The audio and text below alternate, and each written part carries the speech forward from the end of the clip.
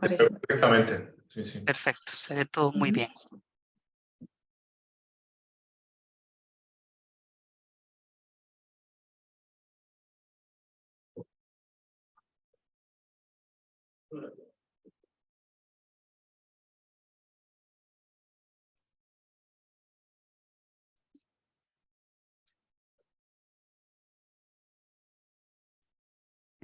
Ujú. Perfecto. Bueno, darles nuevamente la bienvenida a todos y a todas por estar presentes el día de hoy en este nuevo día de Seminario Internacional del Doctorado. Siempre es un placer para nosotros pues obtener participación de distinguidos profesionales de diferentes latitudes. Hemos coincidido en este seminario que hemos tenido algunos que son costarricenses, pero que se encuentran pues distribuidos en diferentes lugares del mundo, y eso nos llena de regocijo porque es un ejemplo claro de que nosotros como país tenemos las capacidades para poder exportar ese conocimiento y luego traer ese conocimiento de vuelta a Costa Rica. Entonces, esto que nos sirva de incentivo para estos muchachos que están, algunos más adelantados, otros iniciando este proceso doctoral, y que sirva de motivación también, pues para que vean que es posible llegar a buen puerto desde Costa Rica. Silvia, muchísimas gracias. Voy a permitirme leer una pequeña reseña para que los que nos encuentran sintonizando, tanto desde Costa Rica como desde otras latitudes, puedan conocer un poquito de quién es la persona que nos va a dirigir la charla del día de hoy.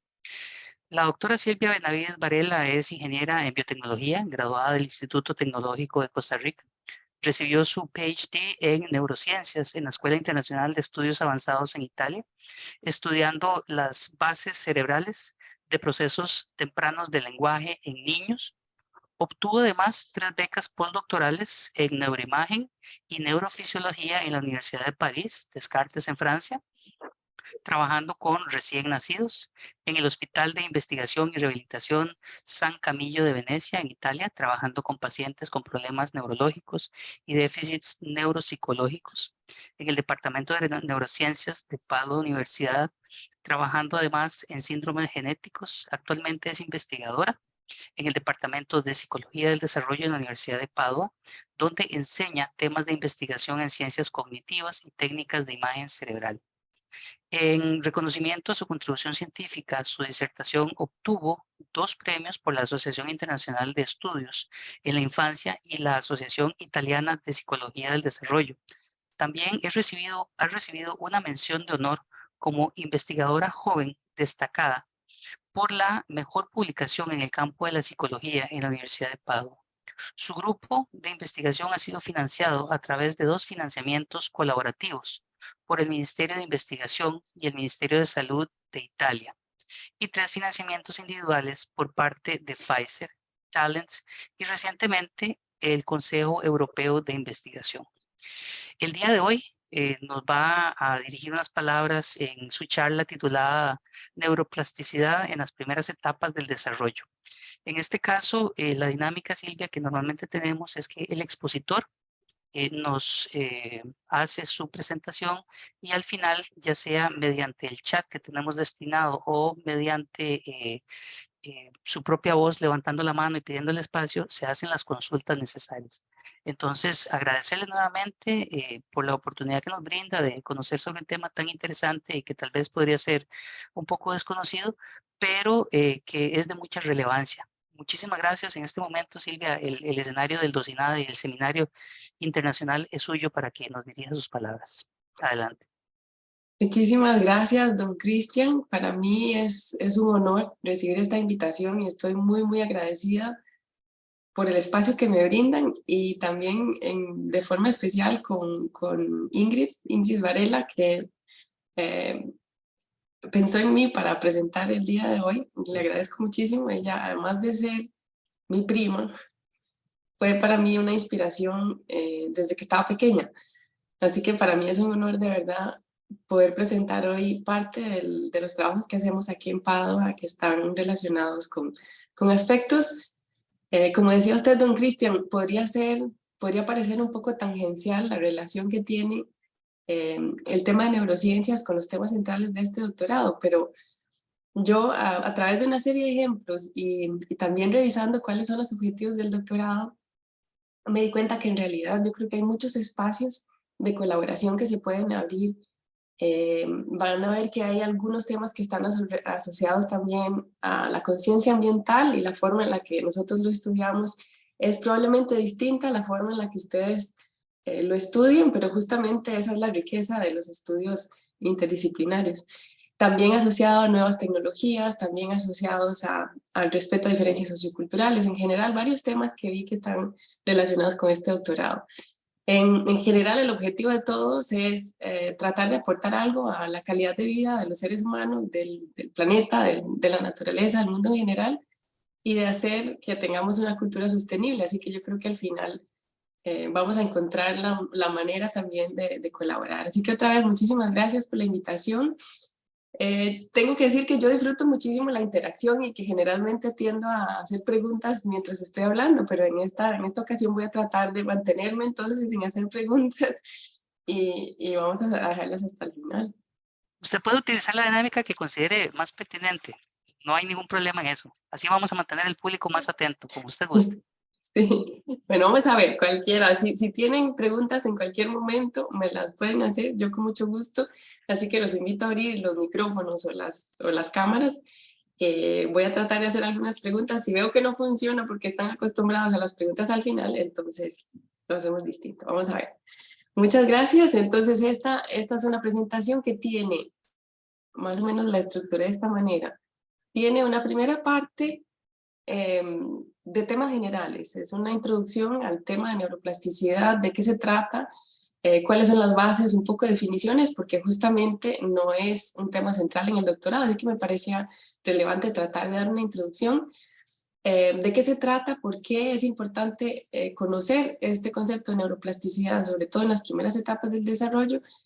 ¿Qué quiere decir programación fetal y periodos sensibles? Después voy a tratar de ejemplificar, de alguna manera introducir cuáles son las técnicas que utilizamos actualmente en el Baby Lab, que así le llamamos, el laboratorio que dirijo en la parte de cognición y memoria, y seguidamente los proyectos específicos que yo creo que podrían estar de alguna forma relacionados con lo que ustedes hacen, y al final, si me da tiempo, no estoy segura, hablamos un poquito del proyecto que tenemos ahora, que está comenzando este año y que también nos da muchas posibilidades de apertura y de colaboración. Entonces, ya comienzo con la pregunta. Bueno, vamos a ver si me funciona. Que el cerebro sea plástico, eso es más o menos, esa es la primera parte. Entonces, ¿qué nos dice? ¿Qué es lo primero que se nos viene a la mente cuando decimos que es plástico? A ver si alguien por ahí quiere participar. Que es moldeable. ¿Es moldeable? Maleable, exacto. Es decir, que se puede cambiar, y ese es un concepto que desde hace mucho tiempo, en realidad, más bien hace algunos años, no se conocía muy bien. El hecho de que el cerebro cambiara es un concepto de alguna forma que modificó la idea que todo el mundo tenía, que en realidad era rígido. Es decir, nacemos con una cierta capacidad y se queda así por toda la vida.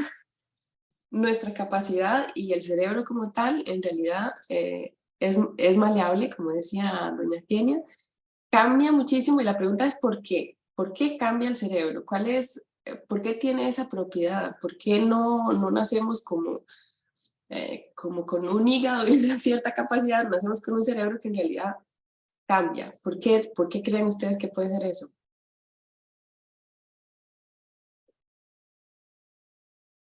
Con las experiencias vividas. Las experiencias cambian el cerebro, exactamente. Y entonces, ¿para qué tenemos esa capacidad de cambiarlo? Es decir, imaginemos de verdad el cerebro cómo cambia, estructural y funcionalmente cambia. Eso es lo que quiere decir que es plástico. Porque tenemos experiencias distintas, entonces se va modificando para Sobrevivir. Para sobrevivir, sí, sobrevivir. Capacidad de adaptación, tal vez. Adaptación, perfecto. Eso es exactamente, flexibilidad y adaptabilidad. Esas son las características típicas del cerebro. Es decir, necesitamos sobrevivir, necesitamos adaptarnos. Entonces, en términos, digamos, estadísticos sería, tenemos una gran cantidad de grados de libertad y en base a esos grados de libertad podemos escoger dependiendo del ambiente en el que nos encontremos, dependiendo, y esa es la parte en donde vamos a hablar hoy, dependiendo de dónde se encuentra el niño, dónde se encuentra el bebé. Y esa parte es particularmente relevante, vamos a ver, en esas primeras etapas del desarrollo.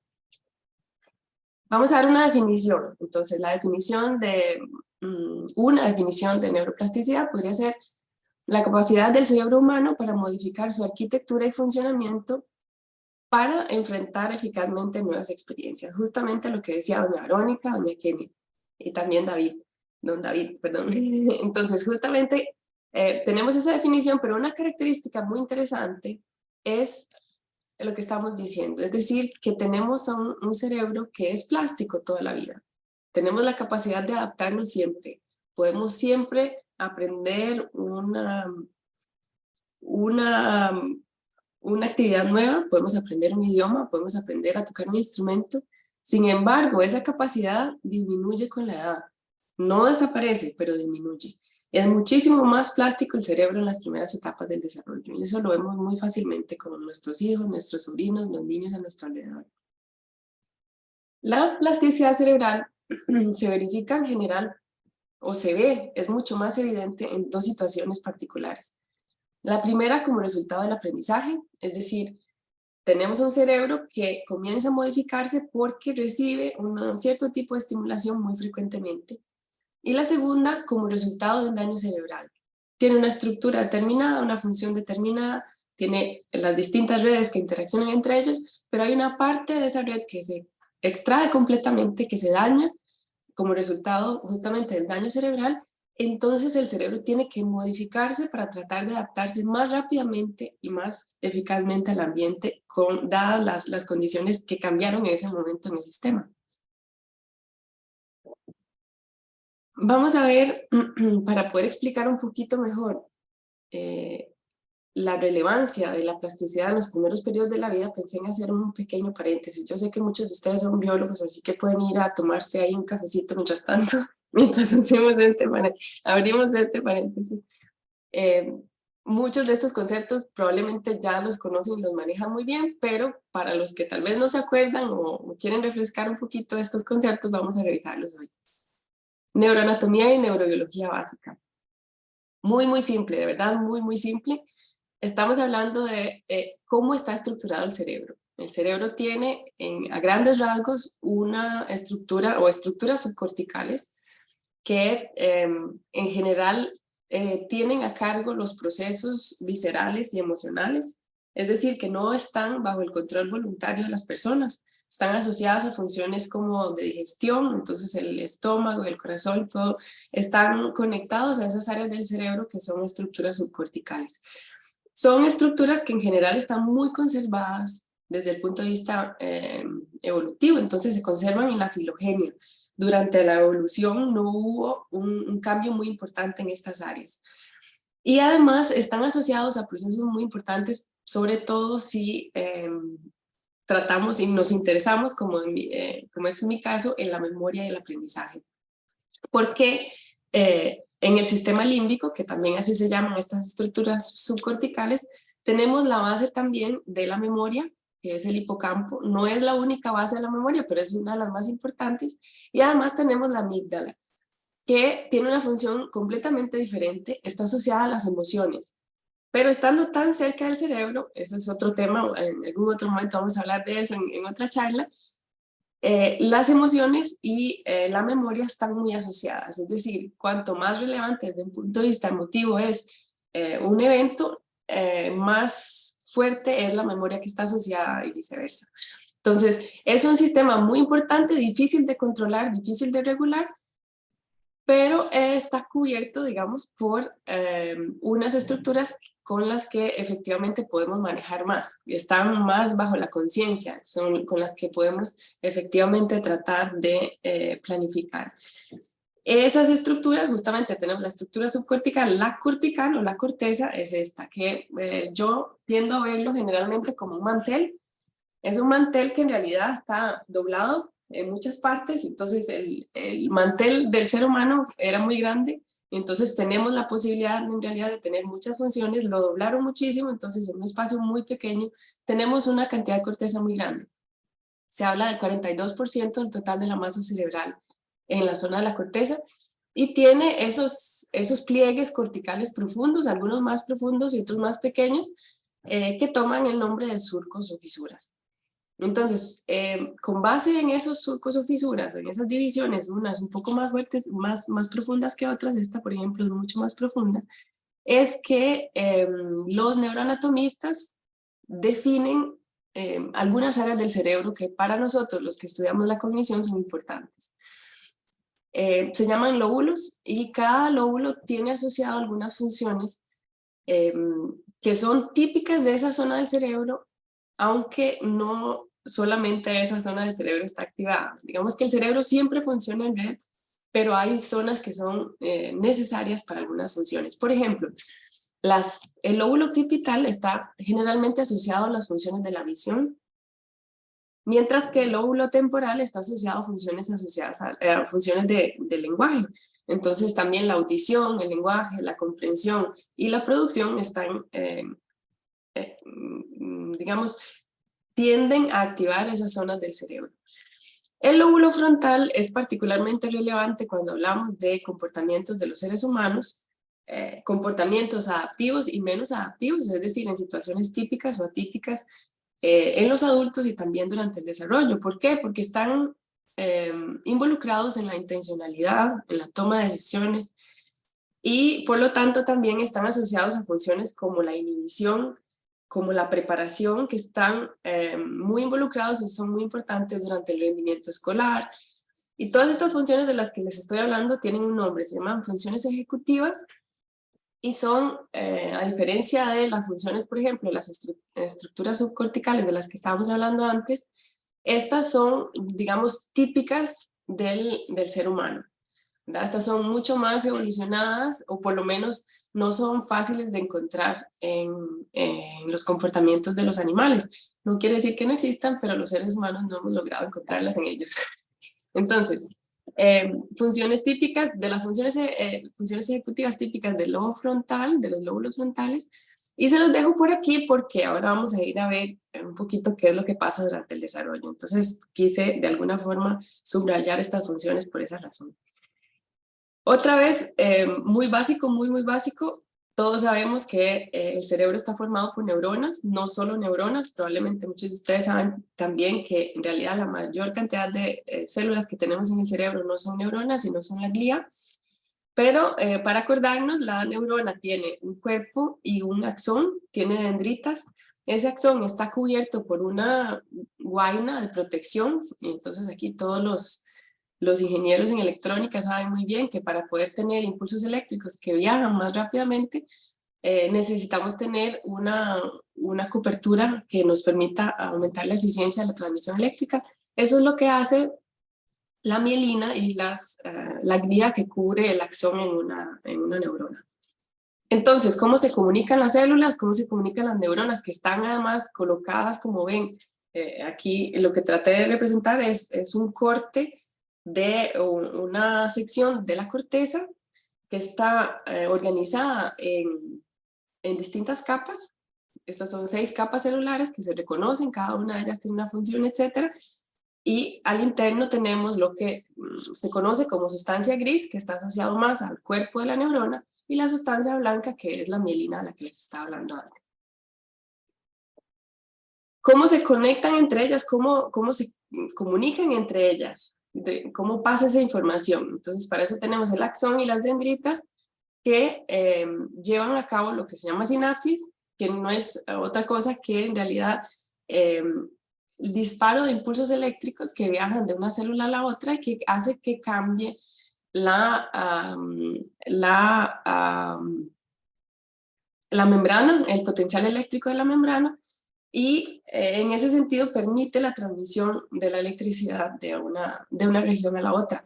Eso es un tipo de sinapsis, y también tenemos la sinapsis química, que a través de esos cambios de potencial de la membrana hace que se abran algunos canales que permiten la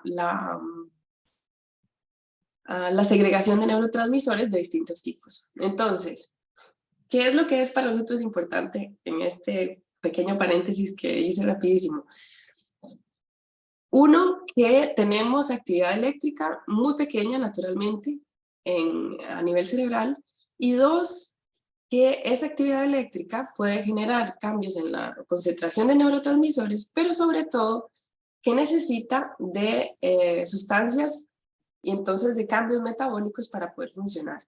Es decir, cada vez que hay actividad cerebral, necesitamos también glucosa, necesitamos que llegue oxígeno, necesitamos que lleguen distintas sustancias, y eso hace que en general el cuerpo se modifique para que lleguen esas sustancias a las áreas del cerebro que están activadas cuando las necesitamos. Entonces esos son dos índices importantes. ¿Por qué? Porque eso es lo que nos va a permitir a nosotros, que estamos viendo no a nivel micro, como lo hace Giovanni, sino a nivel macro, qué es lo que sucede en el cerebro, nos permite ver cuáles son las áreas que están activadas en el niño o en el adulto. No sé si está claro hasta aquí. Sí, okay. Perfectamente. Sí, sí, claro, perfecto. Adelante, muy interesante.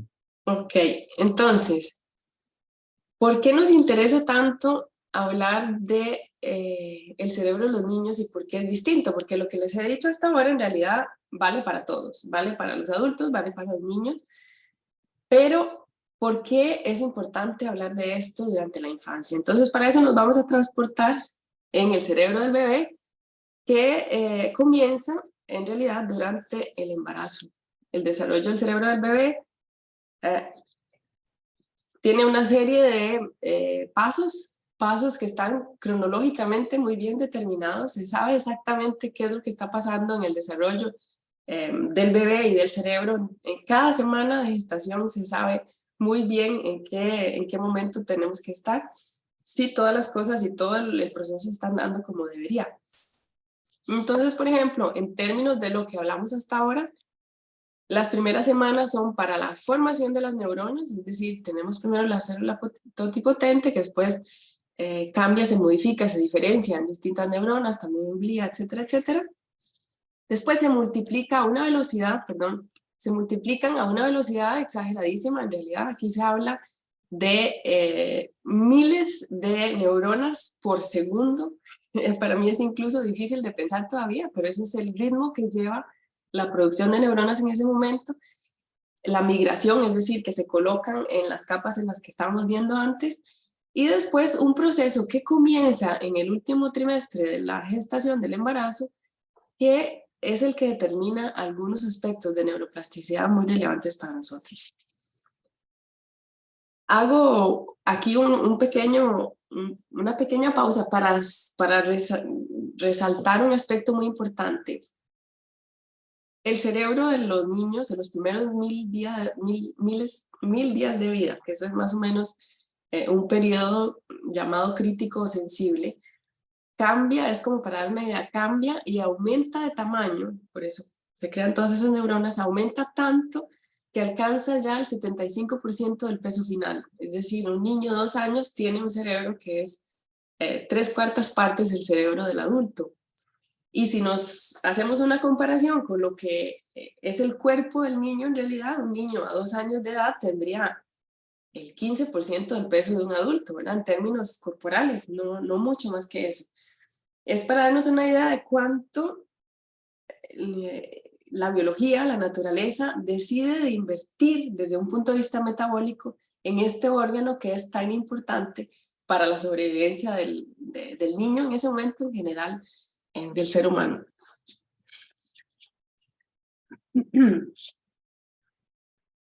Entonces, dos aspectos, dos nombres, para darle nada más nombres. Uno es neurogénesis, es la formación de de las neuronas, que como les decía, hasta hace pocos años se pensaba que no se creaban durante la edad adulta, solo durante la formación del cerebro, es decir, solo durante los niños y durante el embarazo. Hasta hace poco se descubrió que algunas áreas, por ejemplo el hipocampo, que es el que les hablé antes, que está asociado a la memoria, donde se generan nuevas neuronas. Y además tenemos otro aspecto que se llama sinaptogénesis, independientemente de cómo se llama. Sinaptogénesis es el nacimiento de nuevas sinapsis. Entonces, si vemos aquí, es una representación. El neonato nace con un cierto número de neuronas. Esas neuronas comienzan a ramificarse. Entonces, como ven aquí, por lo menos en esta representación, no hay un aumento en el número de neuronas, sino un aumento en la cantidad de dendritas y en qué tan largos son los axones para poder que ellas se comuniquen.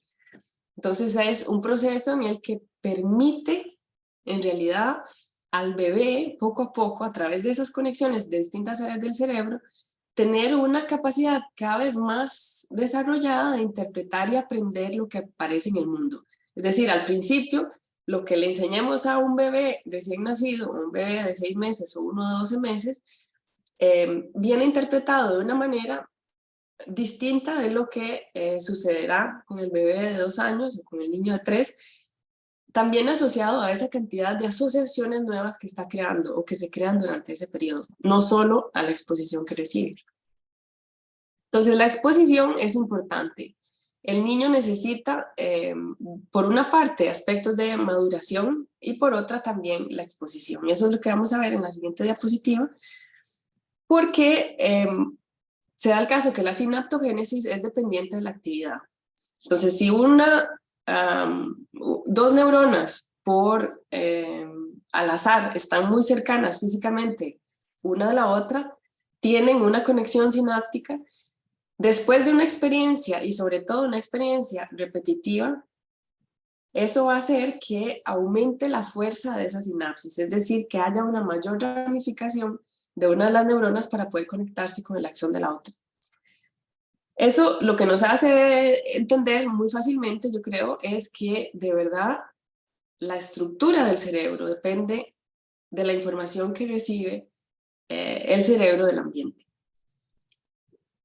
Esta fuerza sináptica está también asociada a procesos de memoria. Entonces, ahora sabemos que nuevas actividades, nuevos estímulos generan nuevas conexiones y que algunas de esas conexiones van a ser más fuertes que otras.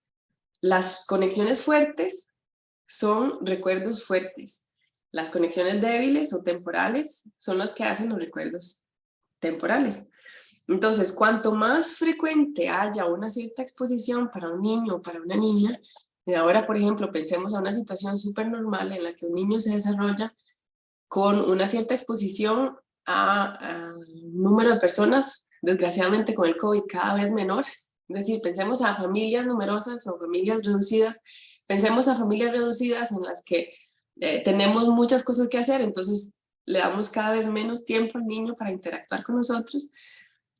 El tipo o la cantidad de información que un niño recibe durante este periodo de la vida determina la estructura del cerebro de ese niño, justamente porque es el momento en el que se está formando.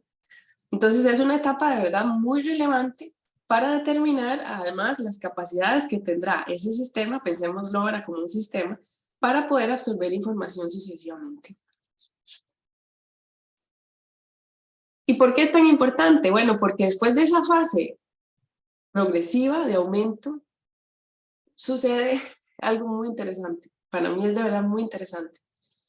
Que de las sinapsis, las que se utilizan mucho, se mantienen. Las que no, se cortan, se podan. Entonces hay una lógica como un principio muy básico que es úselo o piérdalo. Tenemos todas esas posibilidades, todo ese potencial está dado, otra vez hablando en términos matemáticos, esa cantidad importante de grados de libertad que se cortan en base a la estimulación. Si no son necesarios, es mejor no tenerlos porque tenemos un sistema que, ¿qué es lo que hace? A la pregunta que les hice antes, ¿qué es lo que hace? Simplemente adaptarse al ambiente, a las necesidades que le pide. Es flexible, sí, pero además, pero no va a estar invirtiendo energías en algo que no es relevante para él. Entonces es una fase muy importante que se da, como ven ustedes, en las primeras etapas de la vida. Y eso está asociado a un concepto muy importante que es el de plasticidad o flexibilidad. Perdón, un tema importante aquí es que no solo las sinapsis son las que se cortan o podan, sino que también incluso podría el sistema decidir que va en apoptosis, es decir, una muerte celular programada, porque no solo las sinapsis no son necesarias, sino también células que no se utilizan para nada, entonces puede programar esa muerte de esas células. El aumento en el número de sinapsis y sucesivamente la poda es un cambio en la densidad sináptica que se lleva a cabo en momentos distintos en las distintas áreas del cerebro. Entonces, no sé si se acuerdan antes que vimos, por ejemplo, los lóbulos, que cada lóbulo tenía sus funciones asociadas. Y en este gráfico solo trato de ilustrar cómo distintas áreas del cerebro llegan al máximo, a la máxima densidad sináptica en momentos distintos del desarrollo. Y eso hace que hayan algunas funciones que sean plásticas por mayor tiempo en el desarrollo comparadas con otras. Entonces, por ejemplo, si se acuerdan, las funciones ejecutivas asociadas a la corteza prefrontal son una de las funciones o como de las áreas que tienen ese aumento en la densidad sináptica y sucesivamente la regresión más tarde en el desarrollo. Y eso tiene una función importante también a nivel adaptivo. Y bueno, aquí podríamos abrir otro capítulo, pero es solo para dar un ejemplo.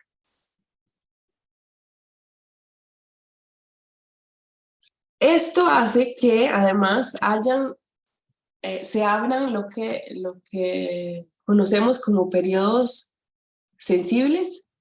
Y estos periodos sensibles son ventanas de oportunidad para el aprendizaje durante el desarrollo del individuo y para garantizar que la exposición a algunos estímulos ambientales sean adecuados para engancharse a esos periodos sensibles y para aprovecharlos al máximo. Así que estudiar cuáles son esos momentos en donde encontramos el periodo sensible para una cierta función, para una determinada área, para nosotros que estudiamos neurociencias cognitivas del desarrollo es muy importante. Es importante reconocer también que esos periodos sensibles son importantes no solo para el cierre, que es lo que uno tendería a pensar, ay, se va a cerrar y entonces no voy a poder, qué sé yo, aprender un idioma como un nativo, sino también que no se pueden anticipar. Por ejemplo, en el caso de los niños que nacen prematuros, la exposición a una cierta cantidad de información antes de que el cerebro esté listo para eso, tampoco es adaptivo para el cerebro y también crea algunas desviaciones en el desarrollo de algunas habilidades. Hace que no sean como lo veríamos típicamente. Uno de los ejemplos más típicos en temas de neuroplasticidad es justamente el del lenguaje. Nosotros nacemos, eso se sabe ya, nacemos listos para aprender prácticamente cualquier idioma.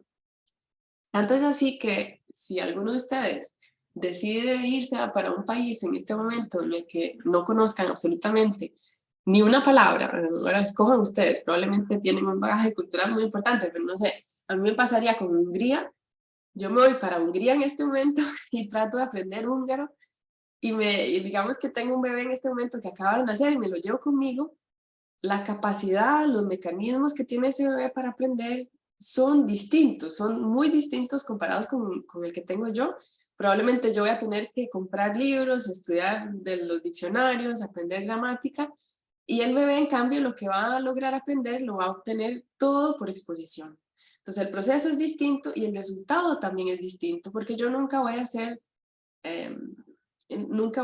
hablante nativa de húngaro, porque ya tengo el periodo sensible para aprender un idioma nativo que pasó. En cambio, él está ahí en el momento adecuado para eso. Entonces, esto es simplemente uno de los gráficos de un estudio muy, muy viejo que se hizo en el que mostraban por primera vez esos periodos sensibles para aprender un idioma. Estos son inmigrantes que fueron a Estados Unidos en distintos momentos de la vida. Aquí está la edad y aquí está el puntaje que obtuvieron en pruebas de lenguaje. Como ven, por lo menos hasta los 3, entre 3 y 7 años todavía los niños pueden aprender un idioma como si fueran nativos. Sucesivamente hay un declino importante, casi lineal. Entonces, tenemos dos grandes factores que influyen en el desarrollo del cerebro del niño. Uno es la biología, los factores que permiten una madurez y están determinados biológicamente, genéticamente. Y el otro es lo que sucede en ese momento, en el embarazo, en lo que vive el niño después cuando nace. Entonces tenemos esos dos factores que tenemos que estudiarlos separadamente y al mismo tiempo tratar de comprender cómo uno influye en el otro. Esto vale para muchos aspectos que a veces nos parecen naturales, otros que conocemos muy bien y sabemos que influyen negativamente. Por ejemplo, el consumo de alcohol o de drogas durante el embarazo, sabemos que influyen negativamente en la formación de órganos y dentro de esos también en la formación del cerebro, con consecuencias distintas en el momento en el que la madre ingiere ese tipo de sustancias. Por ejemplo, no es lo mismo una madre que ingiere en el primer trimestre, en el segundo o en el tercero, los resultados van a ser distintos. En el primer caso podría tener el niño, por ejemplo, una dependencia también al alcohol. En el tercer caso no se manifiesta esa dificultad hasta que llega, por ejemplo, a la escuela cuando presenta problemas de aprendizaje. Hay otras sustancias que también podrían crear dificultades o situaciones de adversidad. Por ejemplo, la falta de algunos nutrientes durante el embarazo también puede generar problemas en la formación del cerebro y también en la función. Entonces esto es solo un ejemplo de una fase de la vida importante que llega, como les decía yo, también hasta más o menos los primeros 1000 días de vida, por lo menos hasta lo que se sabe. Cuando les comenté que yo creo que hay algunos aspectos de lo que nosotros hacemos que están muy relacionados con lo que tal vez alguno de ustedes hace, que les dije en temas de, por ejemplo, sostenibilidad ambiental. Este es uno de los temas que yo veo conectado. Por ejemplo, recientemente se están aumentando el número de estudios que demuestran que la exposición en útero a contaminantes afecta mucho el desarrollo cognitivo. Y cuando hablo de contaminantes ya no estoy hablando de plaguicidas y pesticidas que se sabe desde hace muchos años que pueden afectar y crear problemas muy, muy graves. Estamos hablando de la contaminación por las calles. Estamos hablando de la contaminación solo causada por los combustibles. Y les voy a dar un ejemplo un poquito más concreto. Este es un estudio que hicieron algunos colegas aquí en la Universidad de Padua, y lo que ustedes ven en la tabla son resultados de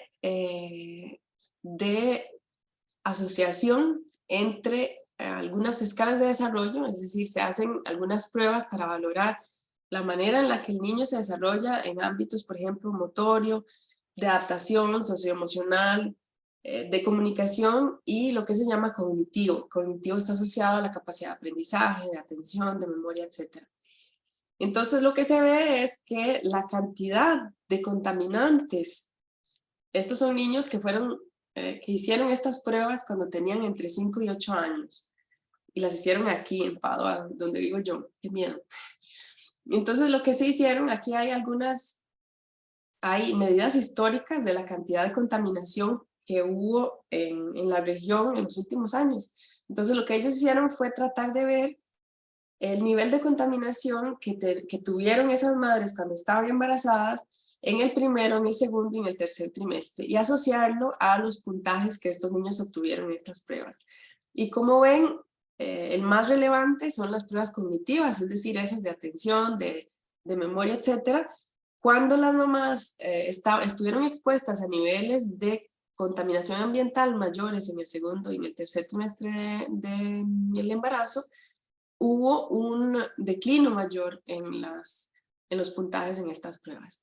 Este es solo uno de los ejemplos, pero en realidad, de verdad que cada vez se generan más investigaciones que están asociadas a eso. Y para mí, por ejemplo, Costa Rica, que siempre se habla de un país verde, de un país particularmente limpio, que cuida muchas áreas, y yo siempre he tenido esa idea de que hay que dividir algunas áreas del país y tratar de ver si efectivamente, por ejemplo, en áreas como el desarrollo cognitivo, tenemos algunas ventajas en algunas zonas del país comparado con otras. Pero bueno, esa es solo una idea. Hay algunos factores de protección que nos pueden ayudar en ese sentido, porque tal vez nos asustamos un poquito diciendo, bueno, pero en realidad vivo en un lugar, no es que me voy a pasar a vivir a otro solo porque no quiero vivir en una zona contaminada. Tal vez sí, tal vez tenemos esa posibilidad, tal vez no. Y hay otras actividades en la vida cotidiana que pueden ayudar a la madre, como pueden ayudar al niño a proteger esos programas de neurodesarrollo, que así se llaman, es decir, cómo el sistema se programa para un ambiente, para adaptarse a ese ambiente, un ambiente que tiene algunas características un poco anómalas, y cómo hace para protegerse en esa situación. Por ejemplo, la dieta es uno de esos de los candidatos para poder aumentar o para poder mejorar esos proyectos en la programación del neurodesarrollo. Entonces, yo no sé cómo vamos con el tiempo, tal vez alguien me ayuda para ver si salto algunas partes o cuánto tiempo me queda. Vamos bien, tranquila. Y tal vez, ¿cuánto me queda? Como 15 minutos. Sí, como 15 minutos. Sí, aproximadamente. Sí, tenemos Entonces cerca de 15 minutos todavía. Sí. Voy a hacer una carrera. Entonces aquí voy a presentarles lo que hacemos nosotros en el Baby Lab. Es un centro de investigación científica que trata de estudiar distintos aspectos de los niños, sobre todo en las primeras etapas de la vida, y los acompañamos desde que nacen hasta más o menos los 6 años de edad, es decir, antes de que entren a la escuela o a la formación primaria.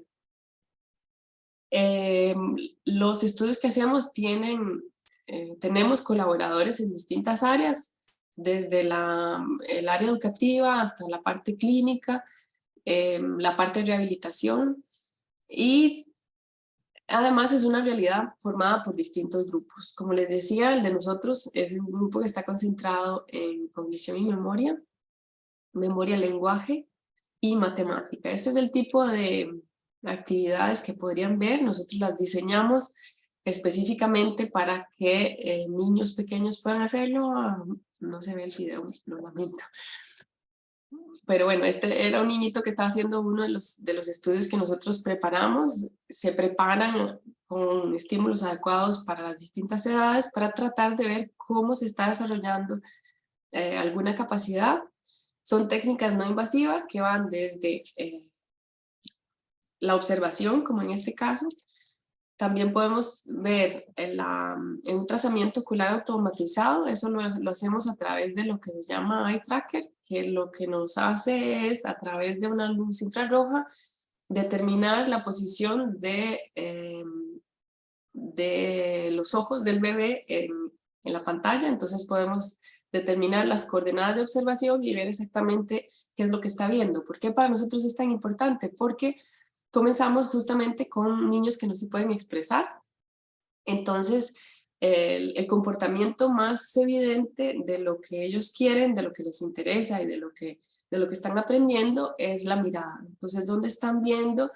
Y tratar de ver cuánto logran concentrarse o cuánto prefieren una imagen o un sonido comparado con otro, para nosotros es muy importante.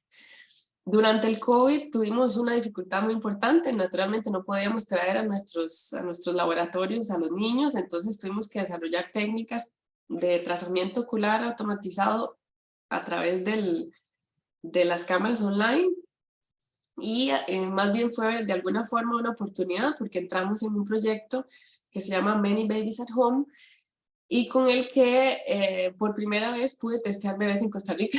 Entonces esa también fue una oportunidad de verdad no me la esperaba, pero fue muy útil y fue una experiencia que se cerró con el COVID también, pero que yo creo que podríamos abrir en cualquier otro momento. Así que esa también es una opción y podríamos imaginar también ahí algunos proyectos. Usamos electroencefalografía. No sé si se acuerdan cuando hablamos de la sinapsis y del hecho de que la sinapsis y las neuronas usan impulsos eléctricos para comunicarse. Electroencefalografía usa electrodos para amplificar la señal de esas sinapsis. En cada uno de estos electrodos que tenemos aquí, amplificamos la señal y tratamos de ver entonces cuáles son los ritmos de activación en las distintas áreas del cerebro cuando los niños están viendo las distintas imágenes o los sonidos que estamos presentando. También utilizamos la espectroscopía funcional cercana al infrarrojo, que el nombre es más difícil de lo que realmente la técnica es. Es una luz, voy a tratar de ponerla para los que... Es una luz, no sé si se ve. Vamos a ver si logro. Una luz muy simple como cualquier otra luz, en este caso estoy tratando de hacerles ver la del teléfono. La luz blanca está formada por distintas longitudes de onda. Cuando colocamos la piel o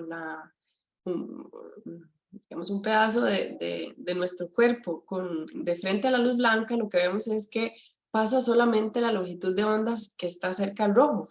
Y esa es la luz que efectivamente necesitamos para hacer las medidas indirectas de activación cerebral.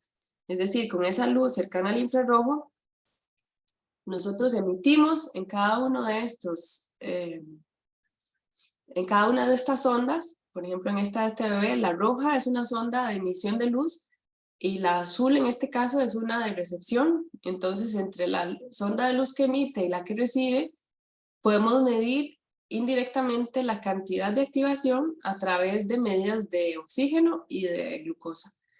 Entonces, es una medida diferencial que nos dice qué tan activa es esa región del cerebro cuando el niño está haciendo distintas actividades. Aquí tengo solo algunos ejemplos. Podemos usarlo en recién nacidos, en infantes, en niños, y tiene justamente la ventaja de que es solo luz, de que no es invasiva. Se puede utilizar además con niños incluso que son de alto riesgo, poblaciones de alto riesgo, por ejemplo los niños prematuros. De hecho es una de las técnicas que se prefieren para estos niños, o en general en grupos vulnerables que tienen una piel muy delgadita o que tienen funciones fisiológicas que no son maduras completamente y que pueden ser incluso débiles o patológicas, y en este caso se escogen técnicas que sean más amigables, como en este caso la NIRS. También son importantes porque, a diferencia de lo que pasa con las técnicas comportamentales, en donde si el niño no ve, no sabemos qué es lo que está pensando, qué es lo que está procesando. En este caso podemos registrar todo, incluso cuando los bebés están durmiendo. Y aquí se abre otro capítulo importante que tiene que ver con el proyecto financiado recientemente por la Comunidad Europea, en el que tratamos de ver cuál es la función del sueño en la formación de las memorias en los bebés. Pero bueno, es un tema separado. Tiene otras ventajas. Los sistemas que estamos usando ahora son sin fibras. Es decir, tienen algunas fibras, pero son wireless. Entonces el niño se puede mover fácilmente haciendo las actividades que naturalmente quisiera hacer. Se pueden hacer incluso estudios de hyperscanning. Es decir, que se puede evaluar cómo la actividad cerebral en un cerebro, por ejemplo el del bebé, se conecta con la actividad cerebral que tiene la madre, por ejemplo, en ese caso, durante la interacción. Entonces, cuánto se coordinan, y aquí lo que hacemos son modelos, como los que probablemente muchos de ustedes también hacen. Modelamos la actividad cerebral y tratamos de ver la coherencia en la fase, la coherencia en la intensidad en las distintas áreas. También hacemos distintas actividades de proyección social que son muy útiles para nosotros, en el sentido de que esto es, por ejemplo, una de las actividades en el museo. Los niños vienen a aprender de algunas de los estímulos e imágenes que hemos creado con base en lo que los estudios mismos nos han dicho que podrían ser útiles para el aprendizaje. Esto es otro de los proyectos que tenemos, son proyectos en los que hacemos directamente estudios comparados. Este es el grupo que trabaja, por ejemplo, con los pollitos y el grupo que trabaja con el pez cebra. Tratamos de ver cuáles son las funciones preservadas evolutivamente en esos animales y que permiten al niño, digamos, más fácilmente, más intuitivamente, representar cantidades o que representar información numérica, y tratamos de incorporar ese tipo de información en algunos instrumentos digitales que estamos desarrollando. Les iba a dar un ejemplo más concreto, pero no voy a tener tiempo. Entonces lo único que voy a hacer, justo porque hablé de pollitos, para que vean de qué se trata. Esto es el trabajo que hacen mis compañeros aquí. Vamos a verlo por aquí. Ah, pero no funciona el video tampoco. Sí. No se ve. Desgraciadamente aquí no funciona. Los animales también tienen, por evolución, por necesidad, tienen la capacidad de distinguir cantidades cuando hay pocos, cuando hay muchos. Justamente ellos necesitan esa información para decidir dónde hay más comida, dónde hay menos comida, dónde hay más depredadores o menos, para poder escapar en el momento adecuado, para poder escoger en qué dirección ir. Y entonces ese tipo de información que ellos logran codificar es la información que nosotros tratamos de individuar también en los bebés pequeñitos, y de utilizar eso es un poco, paso solo algunas de las diapositivas así rápidamente. Hacemos los mismos estudios en animales y en bebés para tratar de identificar en bebés cuáles son las áreas cerebrales que están biológicamente determinadas y cuáles son las que se desarrollan, por ejemplo, con el aprendizaje. Y eso es lo que nos permite después generar aplicaciones en ámbito educativo.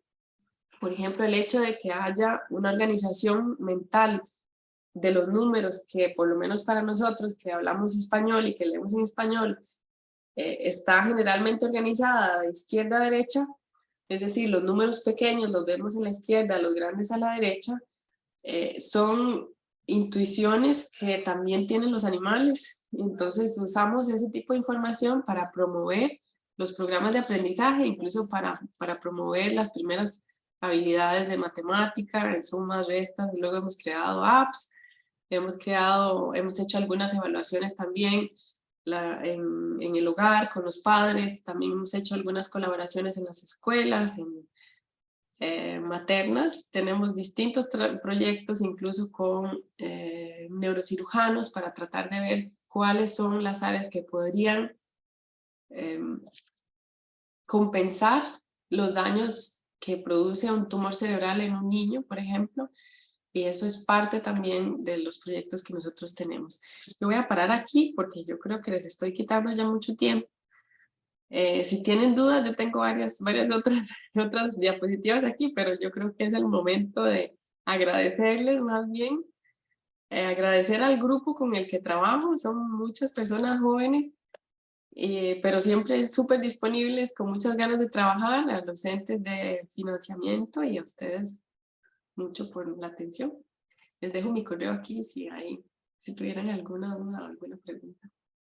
Claro, muchísimas gracias, doctora Benavides Varela, por esta presentación tan interesante. Creo que todos hemos estado muy atentos.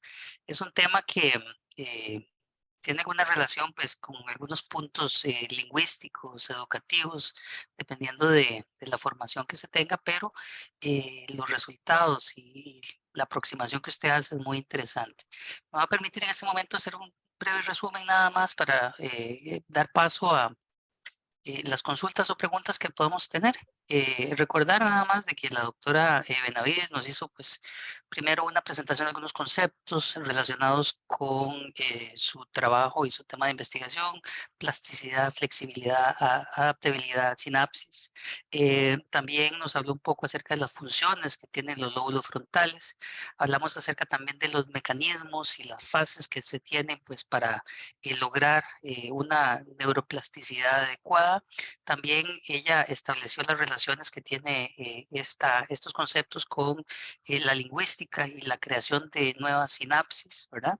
También nos habló acerca de los nutrientes y los contaminantes y los efectos que pueden tener en el desarrollo fetal, ¿verdad? Y esos impactos, cómo inciden ya en la formación de un ser humano pues adulto. También nos habló acerca de el Baby Lab. Nos dio algunos ejemplos, tanto en recién nacidos, en infantes, en niños y también en animales, acerca de las pruebas que se realizan y acerca de los productos que se han diseñado, tanto materiales didácticos como aplicaciones, y cómo toda esa investigación pues resulta en un elemento tangible que puede ser consultado en los sitios web que ya nos indicó. En términos generales, ese fue un resumen de lo que la doctora Benavides nos presentó el día de hoy, y vamos a dar paso. Primeramente voy a revisar si tenemos alguna consulta en el chat, y si no, pasaríamos directamente a los que tengan la mano levantada. De momento en el chat no tenemos ninguna. Le daría espacio primeramente a Kenia. Posterior a Kenia pues sería el espacio de Mónica. Adelante, Kenia, con su consulta o su comentario. Sí, bueno, buenos días. Agradecerle mucho a la doctora por la presentación, porque realmente es un tema sumamente complejo y también sumamente importante todo lo que están haciendo en el Baby Lab, ¿verdad? Y encontrar ahora esta asociación con la contaminación, incluso en un país verde, yo concuerdo con usted. Acá en Costa Rica pues sí se habla mucho de que es un país verde, pero sabemos que en términos de contaminación tenemos problemas, ¿verdad? Hay problemas serios, y como pues dejando de lado los plaguicidas, ¿verdad? Como usted dice, que eso ya es totalmente un punto aparte. Yo tenía una consulta muy específica. Digamos, en estos análisis que ustedes realizan, evidentemente hay una relación afectiva entre el cuidador, que puede ser la madre o cualquier persona, con el bebé. ¿Eso influye de alguna manera en estos análisis que ustedes hacen? Usted sí nos mencionó del modelaje, ¿verdad? Que hacen cuando hacen estas interacciones, por ejemplo, entre la madre o el cuidador en específico que esté con el niño, pero por ejemplo, en algún caso donde hay negligencia parental, no sé si ustedes tienen alguna lista de inclusión, más bien tal vez por ahí va la consulta, una lista de inclusión de características de sus participantes para que precisamente estas interacciones externas que pueden ser perjudiciales para el niño, ahora cuando hay negligencia parental, no afecten esos resultados. Es más una duda y consulta. Muchas gracias. Muchas gracias por la pregunta. En realidad es muy relevante, doña Kenia. Nosotros durante el reclutamiento es difícil escoger a las familias, ¿no? Nosotros tratamos de que sea con base voluntaria, pero efectivamente lo que sucede en el hogar era algo que hasta hace poco tiempo para nosotros era desconocido. Sí es cierto que se pueden hacer entrevistas, pero también hay un tema de deseo de ser, ¿verdad? De cumplir con algunas reglas sociales. Entonces, estábamos quedándonos un poquitito atrás hasta hace poco, y esto es parte del proyecto que llevaremos a cabo en los próximos 5 años. La idea es tratar de, naturalmente, siempre para las familias que dan su consentimiento para eso, tratar de hacer un registro automático de las interacciones que tiene el niño en el ambiente, y para eso vamos a utilizar este dispositivo que tienen los niños como en este delantalcito. Ellos llevan ese micrófono, que es un micrófono que está encriptado, así que no está a disposición de cualquiera que se lo encuentre la información, sino que lo podemos leer solo nosotros, para tratar de ver efectivamente, por lo menos desde el punto de vista lingüístico, cuál es el nivel de interacción que tiene ese niño con la familia, con Y aquí podemos ver a distintos niveles, podemos ver qué tanto está expuesto a la tecnología, es decir, qué tanto lo dejan frente a la tele o con dispositivos electrónicos. Podemos ver qué tanto, cuál es la interacción con adultos, cuál es con otros niños y naturalmente cuánto está solo también. Es una medida indirecta porque la pregunta que usted hizo es mucho más específica y en este caso hay un grupo que no es el mío, un grupo muy específico que trabaja con situaciones de riesgo social. Entonces, en ese caso, cuando nosotros encontramos que esa es la situación, no siempre logramos encontrarlo. Cuando encontramos que esa es la situación, entonces lo referimos al grupo de psicólogos que son especializados en ese tipo de situaciones. Pero yo creo que sí es una pregunta muy relevante. Muchas gracias. Muchas gracias, doctora. Muy amable, Kenia, por su consulta. Tengo en el chat una consulta de Mónica Madrigal. No sé, Mónica, si usted quiere que yo la lea o la hace de manera directa, usted me indica. Después de Mónica tendremos la participación de Aníbal. Disculpe, Cristian, mi consulta es oral. La consulta que está en el chat es de otra persona. Ah, ok, perdón. Entonces, adelante con su consulta, Mónica. Muchas gracias. Muchas gracias a la doctora por tan interesante charla. Doctora, particularmente me interesa este tema del desarrollo cognitivo de los niños porque soy madre de un niño de 1 año. Y como madre primeriza se lee mucha cosa, se ve mucha cosa y es un bombardeo de información que al final hay que hacer un filtro, ¿verdad?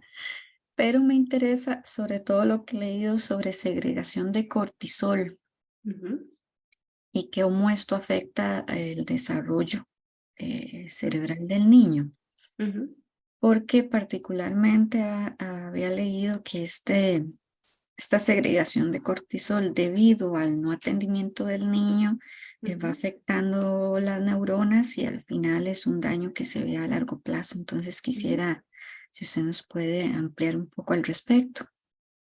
Y muchas gracias por la pregunta. Es un tema que se ha venido estudiando con más intensamente en los últimos años, sobre todo el aspecto cerebral, porque tal vez a nivel psicológico es un ámbito que se conocía precedentemente, pero el impacto en el desarrollo, en la anatomía y en el funcionamiento del cerebro es algo que estamos descubriendo en los últimos años. Yo no trabajo directamente con este tema, pero se sabe ya que los niveles crónicos de estrés desde que la madre está embarazada influyen negativamente en el desarrollo de algunas áreas del cerebro, principalmente las áreas asociadas a la regulación emotiva.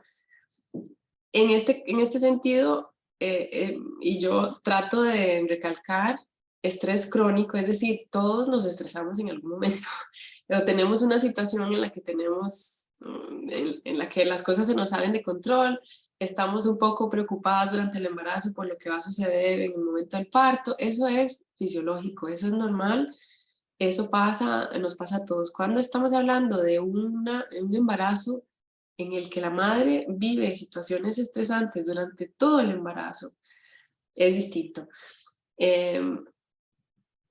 Eso pasa durante el embarazo, pero pasa naturalmente en los primeros años de vida también. El ejemplo que usted nos daba de la situación en la que el niño sufre de negligencia, es decir, en la que los familiares no le ponen atención al niño, sino que él tiene que tratar de vivir en su ambiente, tratar de superarlo, es algo que vive el niño de manera subjetiva. Es decir, se sabe también que hay algunos perfiles. Cuando el niño necesita atención y la atención no se le da, es distinto de cuando el niño tiene una característica de independencia, que prefiere estar solo, ¿verdad? Que entonces son distintos. Es muy difícil, más bien no se tiende a generalizar en ese sentido porque depende mucho de la característica del individuo y en ese caso también del niño. Es cierto que niveles importantes de estrés, como es cierto también para los adultos, afectan, por ejemplo, directamente los ciclos del sueño, afectan directamente la capacidad de memorizar, afectan muchos aspectos asociados también a la regulación emotiva sucesiva. Entonces es una cadena que influye, pero estamos hablando de, otra vez, como lo es para los aspectos positivos, lo es para los negativos. Estamos hablando de situaciones muy intensas y muy frecuentes, no de la excepción o de algo que pasa una vez a la semana, ¿verdad? Entonces hay que definir en qué situación estamos. Lo digo para no aumentar la sensación de culpabilidad que muchas veces tenemos los padres, ¿verdad? Ay, yo trabajo tanto y ahora tengo que llegar a la casa y yo no le he puesto atención y entonces va a tener los niveles de cortisol altísimos. Es distinto, ¿verdad? Hay niveles, hay calidad, hay cantidad, y todo esto hay que regularlo también en la manera en la que vive el niño. Vive en una situación tranquila generalmente, ¿verdad? Hay que en ese sentido filtrar muy bien, como dice usted, la información para también adaptarlo a las situaciones que estamos viviendo todos. No sé si le respondí a la pregunta, Mónica. Sí, muchísimas gracias. Muchas gracias, Mónica, por su consulta. Voy a darle el espacio en este momento a Aníbal y luego vamos a concluir con una pregunta que tenemos en el chat por asuntos de tiempo. Entonces, Aníbal, el espacio es suyo para hacer la consulta. Adelante. ¿Me escuchan? Uh-huh. Sí, bueno, Sí, se muchas escucha gracias, bien. doctor. Ok, muchas gracias, doctora. Muy interesante su charla. Mi pregunta es un poco más pensando en los temas iniciales de poda de sinapsis, y por ahí mencionó que nuevos descubrimientos señalan que ya en cierta edad se puede regenerar algún tipo de neuronas o crear nuevas conexiones. Entonces, es un poco más orientado a si hay alguna posibilidad de que un adulto subsane carencias por dificultades en la infancia, con nuevas neuronas o algo así, digamos. Hay posibilidad de corrección de esas dificultades, y ahí me imagino que no es lo mismo, por ejemplo, tener una dificultad si la madre tuvo consumos de drogas o alcohol, o si simplemente tuvo una alimentación incompleta o algo así. Gracias. Muchas gracias por la pregunta. Hay grupos que trabajan a distintos niveles, digo yo, nivel molecular, nivel celular, nivel cerebral, y probablemente los que están más cerca de obtener algo parecido a lo que usted hace son los que trabajan en este momento a nivel molecular. Es decir, en tratar de encontrar cuáles son las señales que permiten la expresión de algunos genes, que son los que activan la neurogénesis o la sinaptogénesis a su vez. Entonces ellos están trabajando mucho en ese sentido. Si eso se va a lograr en un cerebro formado de un adulto, yo creo que estamos un poquito lejos de tener la respuesta, sin que eso quiera decir que no se vaya a lograr. Pero es complicado, sobre todo porque estamos hablando de cambios estructurales, no solo funcionales. Cuando son funcionales, tal vez hay un mecanismo que puede parecer a un mecanismo farmacológico que puede compensar ese funcionamiento. Lo difícil es cuando eso sucedió en un momento en el que se determinaba una estructura y esa estructura se formó de esa manera. Entonces, desprogramar la estructura es muchísimo más complicado porque la estructura ya creó sus conexiones con otras áreas del cerebro, ya compensó, ya creó la manera en la que el sistema se tiene que adaptar a las exigencias del ambiente. Entonces, para poder mantener un sistema que cambia, habría que cambiar el ambiente en el momento adecuado. Por lo menos esa es la manera en la que se ve en este momento. Sin embargo, hay mucha investigación, como le digo, a nivel molecular que está tratando de responder a su pregunta. Muchas gracias. Muchas gracias a usted, Iván, por la consulta. En el chat, doctora Benavides, dice Alicia Fonseca lo siguiente: muchas gracias, muy interesante. Quisiera saber si existe alguna investigación o están realizando alguna relacionada a la exposición de mujeres embarazadas a contaminación hídrica o consumo de agua con trazas de contaminantes o con contaminantes emergentes. Es una pregunta que me encanta porque es una de esas cosas que me tienen pensando cada día. Yo digo, pero es que en el agua tiene que estar la clave de muchas situaciones que se están demostrando últimamente, la la cantidad de enfermedades huérfanas que aparecen. Es que el agua es algo que no podemos evitar, ¿verdad? Tenemos todos que tomar agua. Y que yo sepa, no hay estudios en ese sentido. En algún momento tratamos de proponer un proyecto nosotros para usar la misma técnica, la NIRS, que se usa para ver la concentración de oxígeno en la sangre, en el cerebro, para medir también algunas trazas en agua. Bueno, de todas formas, ustedes tienen, me imagino, ya desarrolladas algunas mucho mejores que esa, pero al final el proyecto no se aprobó.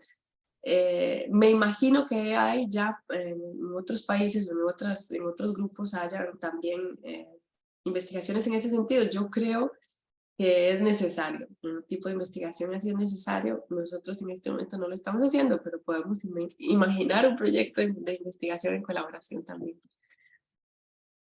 Muy amable, Alicia, por su consulta. Voy a darle espacio a la doctora Varela para que haga un comentario final antes de cerrar esta actividad. Adelante, Ingrid. Gracias, Cristian. Primero que todo, agradecerle mucho a Silvia por esta charla tan interesante. Yo estaba poniendo mucha atención. Es muy, para mí como bióloga, me trae muchas ideas a la cabeza. Yo he trabajado en rehabilitación y siempre el tema de la impronta es importante para los que trabajamos en rehabilitación. Pero dejando eso de lado y tal vez hablando de las ideas que estuve desarrollando con la charla y relacionado con el desarrollo sostenible. Muchos de los objetivos del desarrollo sostenible tienen que ver con bienestar, fin de la pobreza, pero bienestar no de un tema económico, sino de sentirnos felices. Y pienso que tal vez una parte importante de sentirnos satisfechos y ser felices como adultos tiene que ver con la infancia que tuvimos. Y tal vez estas investigaciones que para algunos podrían pensar que no están relacionadas con el desarrollo sostenible, pues sí lo están, porque si somos adultos felices y satisfechos, vamos a contribuir de mejor forma con la sostenibilidad y también vamos a ser personas con un mayor bienestar y dispuestos a ayudar a otras personas a que tengan ese bienestar. Esas son una de las ideas que pensé, entre muchas otras. Muchísimas gracias. Yo espero que a todos les haya gustado mucho la charla, como me gustó a mí. Y ahí les puse en el chat el enlace de la página del Baby Lab, por si quieren echarle un ojito. Y de mi parte sería eso. Muchísimas gracias, Ingrid, por esas palabras de cierre.